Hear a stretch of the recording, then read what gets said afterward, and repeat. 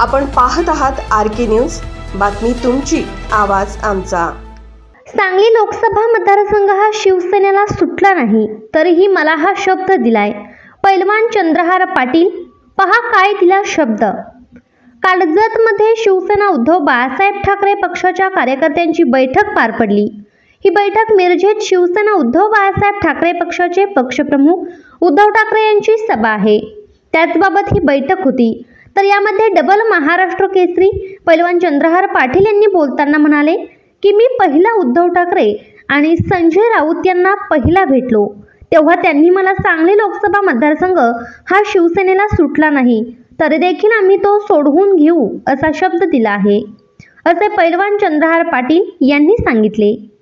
AB news मराठीसाठी कार्यकारी संपादक इम्तियाज शेख यांचा रिपोर्ट। पहिल्या भेटीत मला आदरणीय राऊत साहेबांनी आणि उद्धव साहेबांनी शब्द दिला,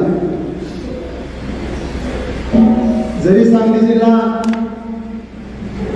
शिवसेना पक्षाकडे जरी लोकसभा मतदारसंघ नसेल तरी तो आम्ही सोडवून घेऊ आणि त्याचे उमेदवार तुम्ही असाल। त्यामुळे मला आश्चर्याचा धक्का बसला, कारण माझ्यासाठी नोकऱ्या एका ज्याचा प्रवेशही झालेला आहे शिवसेनेमध्ये, एका सामान्य घरातल्या शेतकऱ्याच्या मुलाला तुम्ही ज्याची पार्श्वभूमी घरात कोण आमदार खासदार नसताना कुठलीही मोठी एखादी साखर कारखान्यासारखी संस्था पाठीमागे नसताना एवढा मोठा विश्वास तुम्ही कसा दाखवला हा खरं माझ्या मनात एक मोठा प्रश्न होता। आणि 2-3 भेटीत ते बोलण्याचं माझं धाडस झालं नाही, आणि खरं तर 3ऱ्या-4थ्या भेटीमध्ये मी आदरणीय उद्धव साहेबांना आणि राऊत साहेबांना हा प्रश्न विचारला,